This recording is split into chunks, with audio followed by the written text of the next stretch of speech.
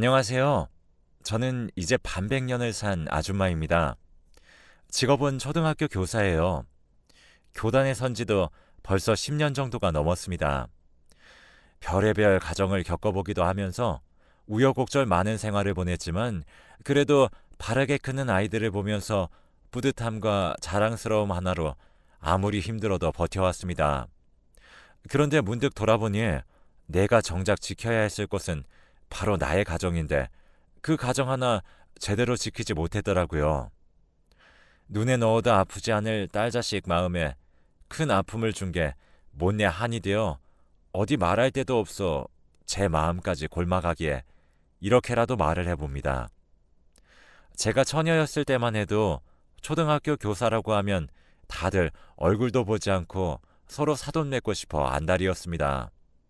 지금도 물론 많이 다르진 않지만요.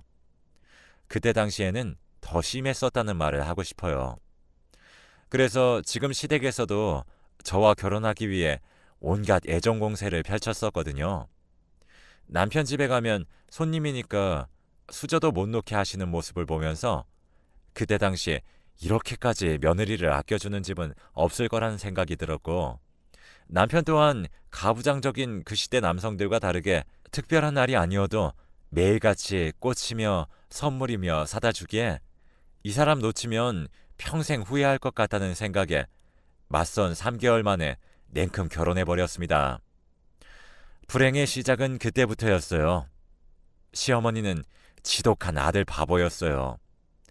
자기 아들 말고 다른 것들은 아무것도 보이지 않는 분이셨죠. 아무리 그래도 딸이 있는 분들은 좀 덜하지 않나요? 하지만 남편은 늘 자랑스럽게 말하곤 했어요. 자기는 참 편할 때 시집 온 거야. 우리 할아버지 살아계셨을 때 치매셨는데 그때 여자들 다 똥수발 드느라 힘들었지. 내 동생은 아직도 부엌에 쪼그려 앉아서 밥 먹는 거 알아? 그런 집안이다 보니 혼인신고서의 도장이 마르기도 전부터 아들 타령하기 시작하는 겁니다. 입만 열면 아들 아들, 눈만 마주치면 아들 아들, 시부모님이 안 계시는 곳에서도 아들 아들 거리는 환청 소리가 들렸으니 말 다 한 거 아닌가요? 산부인과 가기 전에 신경정신과를 먼저 가는 날이 오겠구나 싶었습니다. 그 정도가 얼마나 심했냐면 저희 학교까지 와서 동료 교사들에게 자신이 지어준 보약을 제때 시간 맞춰 먹는지 감시할 것을 당당하게 요구하시고 제 자리에 온갖 부적을 붙여놓질 않나 제가 기겁을 하니 경비 아저씨보다 일찍 방문하셔서 무슨 약재 같은 걸 뿌려놓으시더라고요. 스트레스 때문에 임신이 안 되는 것 같다 싶을 때 정말 운 좋게 아이를 가지게 되었고 너무도 다행히 아들이었습니다. 아이를 낳는 과정에서는 너무 힘들고 괴로웠지만 또 낳고 보니 너무 예뻐서 절 꼭 닮은 딸아이도 가지고 싶더군요.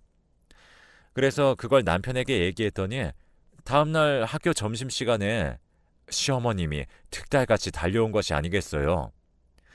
급식실 문을 벌컥 열고 지수가 하면서 제 이름을 부르며 절 찾는데 눈앞이 깜깜해지더군요.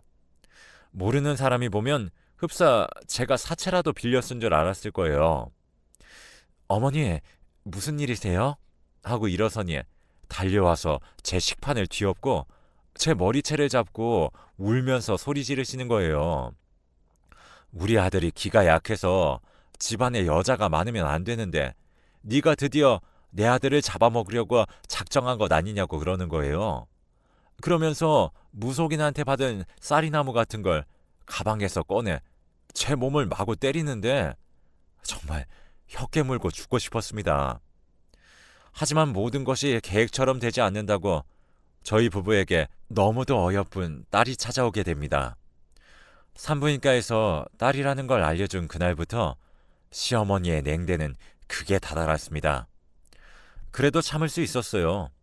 자기가 싫다고 한들 내 새끼인 거고 남편에게도 똑똑히 말했습니다. 어머니 계속 저런 식이면 부모 자식 영 끊고 살았으면 좋겠다고.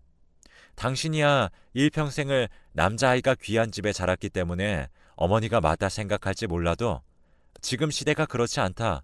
또 시대가 그렇지 않더라도 자기는 자기 딸이 그렇게 하대받으며 크길 바라냐고 했습니다. 평소 엄마가 하라는 대로 하며 살아온 생각 없는 놈이기 때문에 멍한 얼굴로 대충 고개나 끄덕이길래 아, 이 새끼 또 엄마한테 가서 꼰지를 거고 시엄마는 얼굴 새빨개져서 날 찾아오겠구나 했습니다. 그런데 웬걸? 시어머니한테서 전화 한 통도 없었습니다. 무려 한 달이라는 시간 동안요. 보통 때 같았으면 내가 아들이라곤 하나 있고 며느리라고는 네가 유일한데 얼마나 적적한지 몰라서 그러냐? 왜 전화 한 통을 하지 않는 거냐? 하시면서 일주일째 연락이 없던 시점부터 하루 100통씩 저를 볶았을 뿐인데 이상하더군요. 그래서 큰맘 먹고 또 앞으로 태어날 아기를 위해서 너무 척지내고 살면 안 좋을 것 같기도 하고 마음을 예쁘게 먹어야 할 것 같더군요. 또 등신 같은 남편도 지 엄마가 보고 싶다고 찡찡거리고 아들놈도 마침 할머니가 해준 만둣국이 먹고 싶다고 하길래 비싼 한우 사서 찾아갔습니다. 그 순간을 후회해요. 더 빨리 가지 못했던 제 자신을 탓하기도 무지하게 탓했습니다. 시어머니가 무속인에게 받은 쌀이나무로 절 마구 때렸었다 했죠. 그 정도로 시어머니에게 무속인은 종교이자 신이고 대통령이고 부모님이었습니다. 딸아이를 향한 제 마음을 인정하고 이해해서 조용했던 것이 아니라 무속인에게 제 딸아이가 떨어져 나가게 해달라고 빌고 있던 중이었더라고요. 집에는 거의 신전을 차려놓고 전 무당이 작두 타는 걸 그때 처음 봤습니다. 제가 들어서자마자 악귀가 들어섰다며 달려드는데 얼마나 무섭던지요. 멍청한 놈이긴 해도 그래도 남편이라고 저를 감싸 안아주자 시어머님이 거품을 물며 저희 둘 사이를 떼어놓으려고 하더군요. 제가 전생에 남편을 죽인 원수래요. 그래서 이번 생에도 남편을 죽이기 위해 일부러 시댁을 골라 시집왔다 하더군요. 아니고서야 그때 그 많고 더 좋은 선자리들을 마다하고 온 이유가 뭐냐고 하는데 할 말을 잃었습니다. 어머니, 원래 이런 분이셨어요? 그 한마디를 하는데 어머니가 버르장머리 없다고 제 뺨을 내리치시더군요. 그 길로 전 시어머님을 딸아이가 돌이 될 때까지 한 번도 만나지 않았습니다. 더 화가 나는 건 뭔 줄 아세요? 자기 엄마가 무속신앙을 지나치게 믿어서 자기도 걱정이라고 믿기만 하면 모르겠는데 무슨 부적을 쓴다면서 또 구슬해야 한다는 등 무당이 원할 때마다 천문학적인 금액을 가져다 바치는 꼴에 아버님이 물려준 땅까지 모조리 팔아버려서 엄마 바지가랑이 붙잡고 땅 하나는 자신의 명의로 돌려놓은 덕분에 그건 지키지 않았냐고 했던 남편 또한 어머님이 남편을 죽이려고 결혼한 것 아니냐는 개소리에 찝찝한지 태도가 조금 바뀌더군요. 저한테만 바뀐 게 아닙니다. 그냥 그 사람 자체가 소극적이게 변했어요. 누가 어디서 자기를 죽이려 달려들 것이라 생각하는 건지 화가 나다가도 저라도 엄마가 옆에서 계속 붙잡고 저것이 너를 죽이려고 널 택한 거야 하면서 몇 날 며칠을 외면 사실이 아니라는 걸 알아도 그게 사실인가 싶을 것 같더라고요. 그러다 결국 남편은 잘 다니던 회사에서 잘리고 맙니다. 거래처에 엄청 큰 실수를 한 바람에 잘리게 된 건데 시어머니는 이상한 억측을 하더군요. 남편의 기를 죽이기 위해 일부러 제가 모함했다는 거예요. 전 하루에 반이 넘는 시간을 학교에서 보내고 찝찝해서 저녁밥도 지네 집 가서 처먹고 오는 양반이라 하루에 얼굴 마주보고 있는 시간 30분도 채 되지 않는데 무슨 모함을 어떻게 해야 한다는 말인가요? 게다가 딸아이가 태어나고부터 모든 게 엉망이 되었다고 하는데 그랬으면 딸아이가 태어난 그 직후에 잘렸어야지. 딸아이가 새 돌이 되던 해야 잘렸는데 그것도 딸아이 탓인가요? 딸아이가 기침만 해도 모든 탓을 딸아이에게 돌리기 세더군요. 아무튼 자주 보지는 않더라도 할머니가 그런 식이니 딸아이는 알게 모르게 어른들 눈치를 많이 보며 컸습니다. 밖에 나가서 발표도 잘 못하더군요. 담임 선생님들도 하나같이 하는 말이 또래 친구들하고도 너무 잘 지내는데 남자아이들이나 조금 나이 많은 어른들과 함께 있을 때면 얼어붙는 게 눈에 띄게 보인다는 겁니다. 그러는 와중에 시어머님이 몰래 제 딸아이 방에 온갖 부적을 붙여놓는 꼴을 보았고 그 부적의 뜻이 기 꺾는 용이라는 걸 알았을 때는 시댁에 찾아가서 다 엎어버리고 싶더라고요. 물론 미신입니다. 그런 걸로 모든 소원이 실현된다면 너도 나도 무당집에 가지 왜 자신의 꿈을 이루기 위해 밤잠을 설쳐가며 줄여가며 열심히 살겠어요? 돈 내고 부적 쓰면 되는 거잖아요. 하지만 멍청한 남편놈이라고 욕했지만 저도 찝찝한 건 사실이었고 그것 때문에 딸아이가 기죽어 사나 싶은 생각에 화가 머리끝까지 차올랐습니다. 그래도 명색의 교사고 교사라는 직업 자부심으로 평생을 살아온 저였기 때문에 무당집에 가서 부적을 똑같이 쓰는 건 자존심이 상하더라고요. 그래서 친구에게 고민 상담을 하니 인터넷에서 대충 아무 부적이나 이미지 다운받아서 출력해서 어머니 가져다 드리라는 겁니다. 저희 시어머니 정도면 맹신자인데 그럼 부적 하나 구분하지 못하겠느냐고 하니 그분은 행했다 하나에 초점이 박힌 분이라 찝찝해서 거품 물고 죽을 수도 있다는 겁니다. 그간 있었던 일을 생각하면 정말 검색창에 저주하는 부적 이미지를 찾아 가져다 드리고 싶지만 그래도 모진 마음 드는 것 꾹 참고 좋은 일이 생기는 부적 이미지를 찾아 어머님께 음식 가져다 드리며 몰래 넣어놨어요. 그리고 다음날 주말의 일이었습니다. 어머니가 응급실에 실려갔다는 연락을 받았고 그 길로 남편이랑 옷도 제대로 갖춰 입지 못하고 뛰쳐나갔어요. 남편은 맨발이었고 전 신발을 짝짝으로 신었을 정도로 정신이 하나도 없었죠. 그런데 병원에 가서 본 광경은 정말 현실을 부정하고 싶더군요.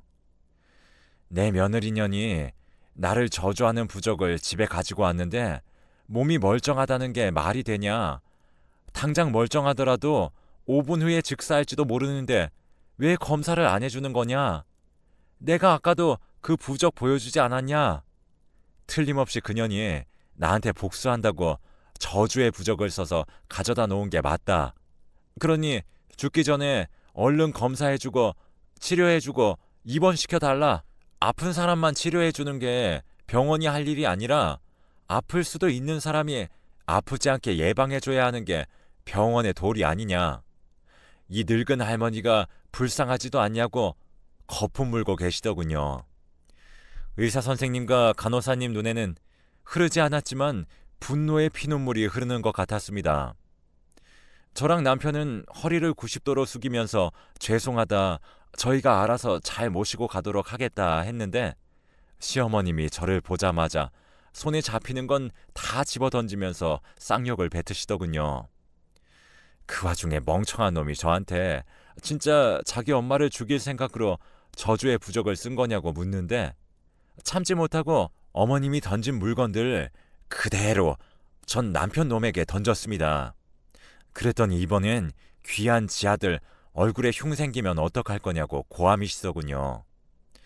그렇게 귀한 금쪽 같은 아들이라 돈벌이 하나 인간구실 못하고 집에 모셔만 두고 있는 거냐고. 그래도 금은 내다 팔면 돈이라도 생기지. 이딴 새끼는 어디 팔 수도 없다고.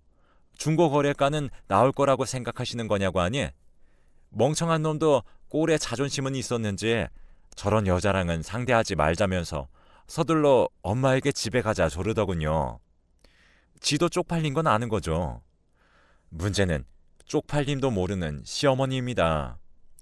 동네 사람들 하면서 구경 중인 사람들 이목을 집중시키면서 제 흉을 보며 도대체 누가 맞는 거냐고 심판해달라 하는데 제 손에 무기가 있었다면 셋 다 죽음으로 심판받겠노라 외치고 싶더군요.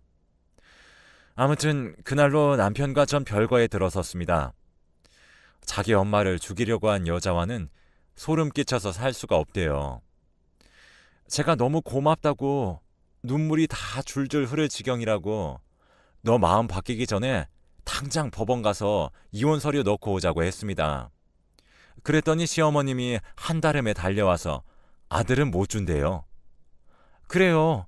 손주도 당신이 다 데리고 가세요. 하니 손녀도 달라는 겁니다. 뭔 개소리냐고 물으니 이제 자기 늙고 병들어서 집안일 못하는데 그럼 집안일을 누가 하니요?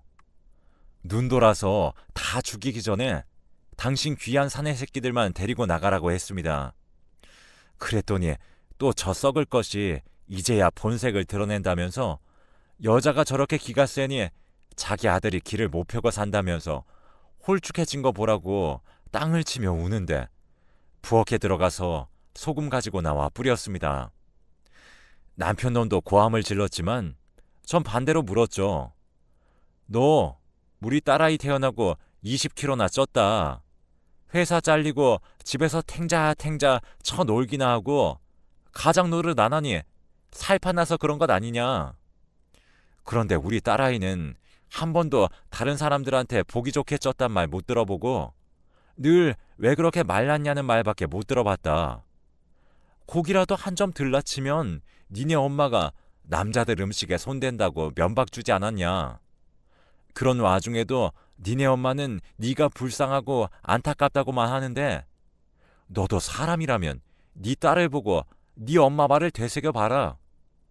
내가 너무한 거냐? 내 눈에서는 지금 피눈물이 흐르고 심장은 바스라져서 뛸 심장도 없는데 어떻게 너랑 아들놈은 갈수록 보기 좋아지냐? 진짜 피 뽑아먹고 사는 사람이 누구인지 생각해 보라고 했습니다. 아무튼 저희는 그렇게 이혼 서류를 접수했고 이혼 조정 기간을 가지게 되었어요. 딸아이에게는 진작 결정하지 못해 미안하다고 했습니다. 온전한 가정에 있어야 네가 행복할 거다 생각해서 성인이 될 때까지 참으려고 했지만 온전한 가정이라는 게 아빠 있고 엄마 있는 표준적인 가정의 모습이 아니라 엄마 한 명일지라도 너 한 사람을 있는 그대로 사랑해주는 가정이 온전한 가정 아니겠냐. 그걸 엄마가 이제야 깨달아서 그동안 오빠랑 차별받는 거 뻔히 알면서 진작에 이 악의 고리를 끊어주지 못해 미안했다 하니 자기보다 더 힘들었을 게 엄마라는 걸 안다며 미안해하지 않아도 된다고 한 저의 어른스러운 딸입니다.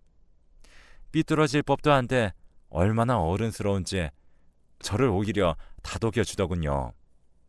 이렇게 저와 제 딸아이는 행복할 일만 남았다고 생각했어요. 아직 젊은 나이니까 좋은 남자가 있다면 새로운 가정도 꾸리면서 전과 다른 올바른 가정에서 새롭게 시작하고 싶다는 마음이 들더군요. 딸아이도 아직 엄만 젊으니까 아빠보다 더 좋은 사람 만날 수 있을 거라고 응원해줬고요. 그런데 이혼 조정 기간이 얼마 남지 않은 시점에 남편이 저희 집에 찾아왔습니다.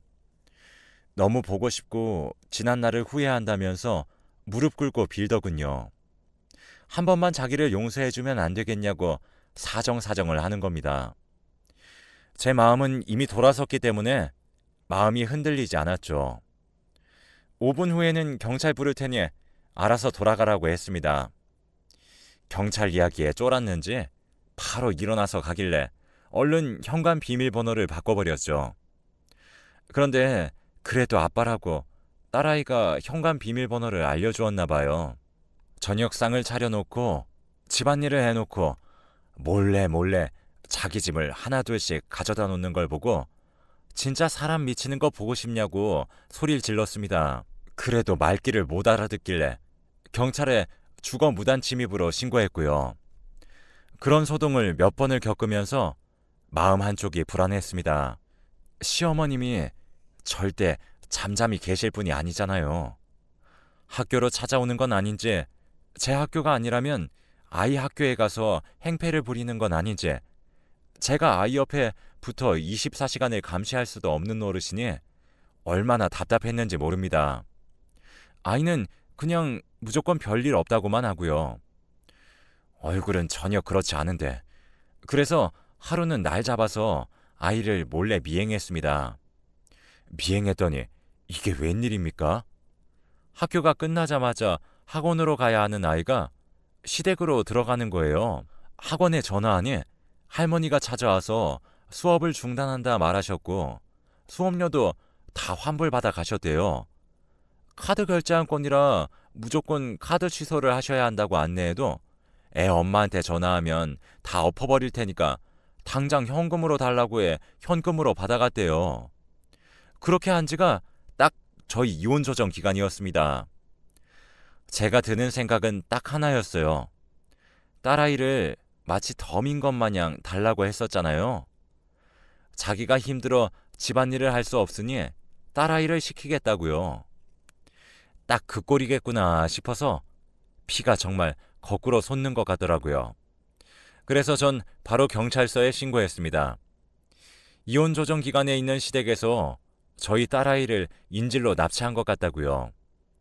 시어머님은 마을의 소문이 나쁠 대로 나빠져 있었고 남편은 지나가다 마주치는 얼굴이 익숙한 어른들에게 매일같이 잔소리를 듣게 되었어요. 4배 아파 낳은 첫째 아들도 이제 슬슬 부끄러웠는지 무언가를 깨달은 건지 엄마랑 같이 살면 안 되겠냐는 등 하더라고요. 그랬으면 진작 지 동생을 좀 챙겼어야죠. 지 편하고 행복하니 누릴 수 있는 거 다 누리면서 어른들 눈피해 동생 괴롭힌 걸 제가 모를 줄 알고요. 제 배 아파서 낳은 자식이지만 시댁과 묶여서 꼴도 보기 싫더군요. 그런데도 불구하고 시어머님과 남편이 저를 찾아와 무릎 꿇고 빌고 사정을 하더군요.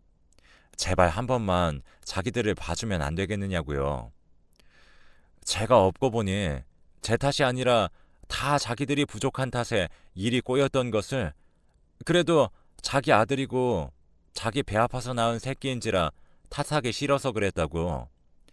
같은 엄마로서 마음을 잘 알지 않느냐고 호소하길래 전 대답하지 않고 전화를 꺼내 그대로 신고했습니다. 이혼이 완벽하게 성립되던 날 환호하고 싶더군요. 그리고 그날도 인간이 저렇게까지 추악해도 될까 싶을 정도로 시엄마의 밑바닥을 보았습니다. 이제 될 대로 되라는 듯 사실 네가 좋아서 네가 아쉬워서 우리가 그때 찾아가서 무릎 꿇고 빈 것 아니다. 예전에 결혼시킬 때 무당이 제가 단명할 팔자라고 해서 생명보험 들어놓은 게 있는데 이혼을 하게 되었다고 무당에게 말하니 3개월만 있으면 자연스럽게 멀어지게 될 건데 뭐하러 이혼을 시키냐고 했답니다. 그래서 생명보험금 타서 우리 아들이랑 잘 지내면 되는 건데 내 욕심에 우리 아들 팔자 꼬는구나 싶어서 더럽지만 눈 딱 감고 저한테 빌었던 거라고 하더군요. 어른이지만 진짜 욕하고 싶었어요. 그래도 꾹 참고 예 알겠습니다 하고 무시하고 제 갈 길 갔죠.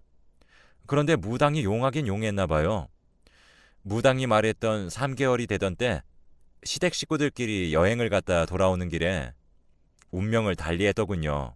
그래도 제 아들은 살아서 하느님께 감사하며 아들에게 2번째 인생을 산다 생각하고 전과 달리 살아야 한다며 손 꼭 붙잡고 잘 살아보자 했습니다. 아들도 동생에게 못되게 군 것에 대한 벌을 받았던 것 같다며 지난 날을 후회한다고 동생에게 미안하다 진심으로 사과하기에 세 식구 잘 살아보자 했습니다.